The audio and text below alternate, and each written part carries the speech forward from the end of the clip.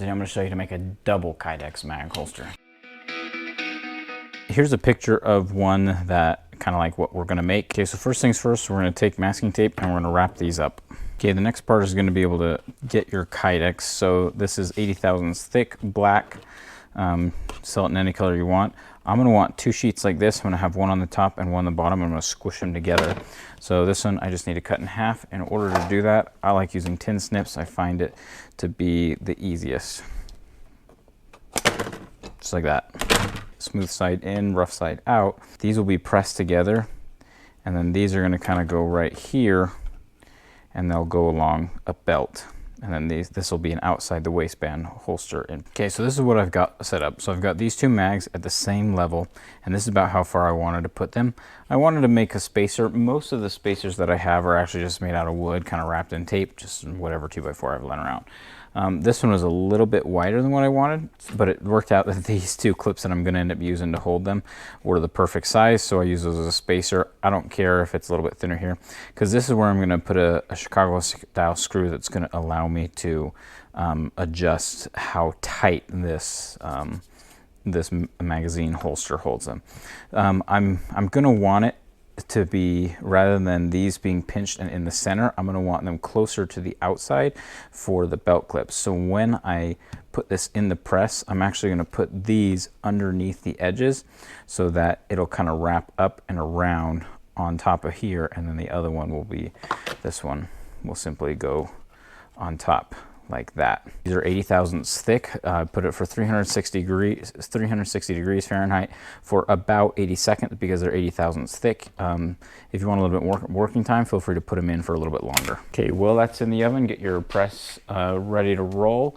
I like to get my clamps out and open so I can clamp it right away. I also like to wear gloves, not too thick, not too thin. These ones are a little on the thin side, so I will get a touch burn, but that's fine. But it does let me manipulate it a little bit better. Okay, so here these are, nice and toasty. I should have put them lengthwise so they didn't curl up in the middle like that, but yeah, they'll all flatten out when it's all said and done. So this guy I'm going to throw down there. You got to work relatively quickly.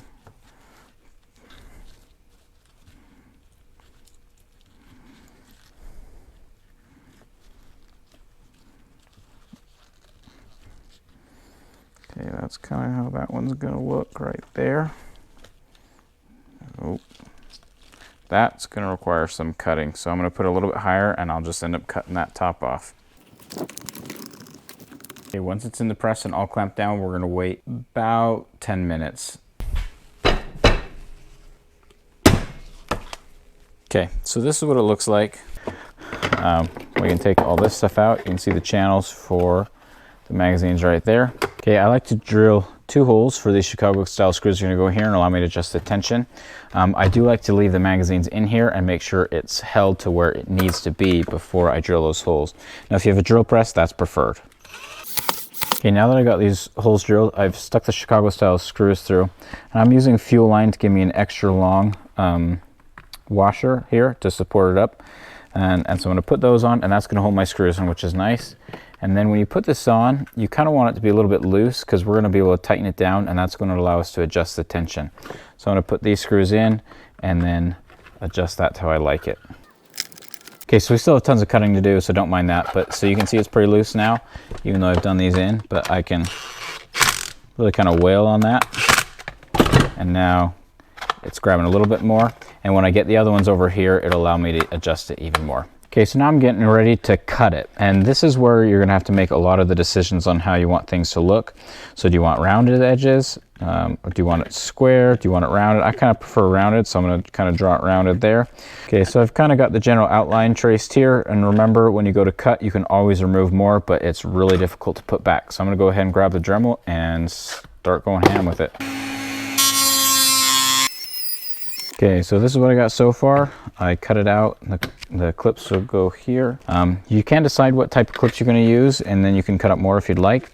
So there's several options. So you can do these, which will put your belt line right with the magazines. You can do these, which would drop your magazines a little bit below your belt line.